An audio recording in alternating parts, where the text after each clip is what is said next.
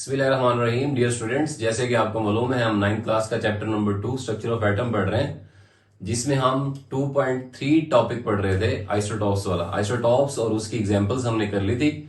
आज हमारा टॉपिक है रेडियो एक्टिव आइसोटॉप्स के बारे में।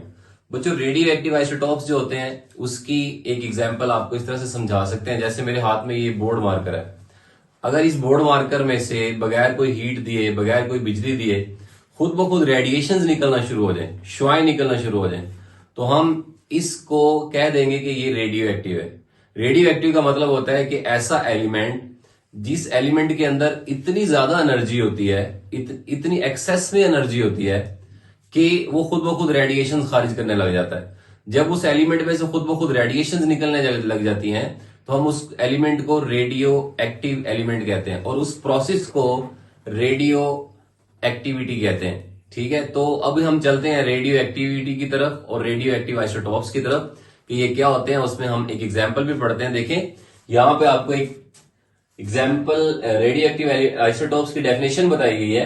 कहता है दी अनस्टेबल आइसोटॉप्स। और इंटरेस्टिंग चीज इसमें है कि ये अनस्टेबल भी होते हैं। अनस्टेबल ये होता है, मतलब ये होता है कि ये अपनी उस हालत के अंदर क्याम पजीर नहीं रह सकते जिसमें ये होते हैं। जब ये रेडिएशन खारिज करते हैं तो उसके बाद ये किसी और एलिमेंट में कन्वर्ट हो जाते हैं। तो ये कह रहा है the unstable isotopes of same element, एक ही एलिमेंट के अनस्टेबल आइसोटॉप होते हैं ये। इमिट एक्सेस एनर्जी, एनर्जी की बहुत ज्यादा मिकदार को खारिज करते हैं in form of radiation, radiation की शक्ल में। इज कॉल्ड रेडियो एक्टिविटी, इस अमल को कहते हैं radio activity. And the process, और ये जो प्रोसेस होगा इन विच आइसोटॉप इमिट रेडिएशन, जिस यानी कि एक ऐसा प्रोसेस जिसमें आइसोटॉप रेडिएशन खारिज कर रहे होते हैं, उसको उन आइसोटॉप्स को हम रेडियो एक्टिव आइसोटॉप्स का नाम देते हैं। अब आपने 2.3 टॉपिक जब पढ़ा था तो उसमें आपने पढ़ा था कि हाइड्रोजन के 3 आइसोटॉप्स होते हैं बच्चों, प्रोटियम, ड्यूट्रियम एंड ट्रीटियम।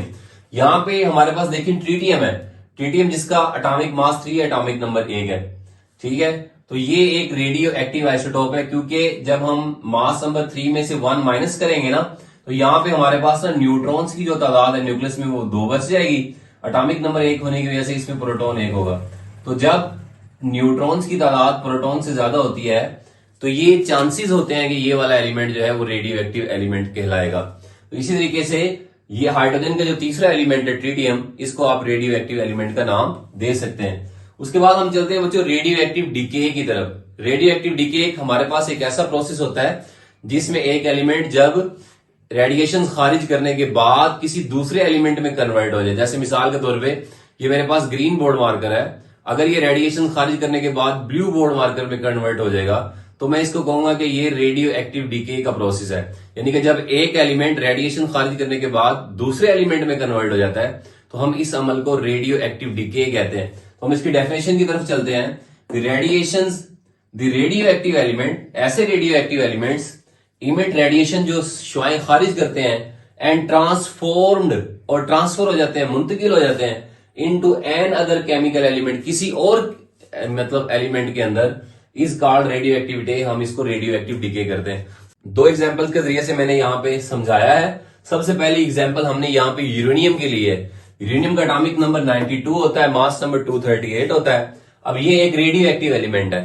ठीक है, जब ये शुआएं खारिज करेगा तो ये हमारे पास रेडिएशन खारिज करने के बाद थोरियम के अंदर कन्वर्ट हो जाएगा। हमने अभी पढ़ा है कि रेडियो एक्टिव डीके एक ऐसा अमल होता है जिसमें एक एलिमेंट जब रेडिएशन खारिज करता है तो वो दूसरे एलिमेंट में कन्वर्ट हो जाता है। तो ये एग्जांपल इस बात का सबूत है कि यूरेनियम एलिमेंट जब रेडिएशन खारिज करेगा तो वो थोरियम में कन्वर्ट हो रहा है, साथ में एनर्जी भी रिलीज कर रहा है। अच्छा, ये जरूरी नहीं होता कि जो एलिमेंट खारिज करे, रेडिएशन खारिज कर रहा है, उसके बाद वो जब दूसरे एलिमेंट में कन्वर्ट हो जाए, वो एलिमेंट स्टेबल भी हो सकता है, अनस्टेबल भी हो सकता है। यानी कि वो उसमें से निकलने वाला एलिमेंट भी रेडियो एक्टिव ही हो सकता है। तो यहाँ पे जो थोरियम का एलिमेंट निकला है, कहता है ये भी अनस्टेबल है, यानी कि ये भी इसका मतलब है रेडिएशन मजीद खारिज करेगा।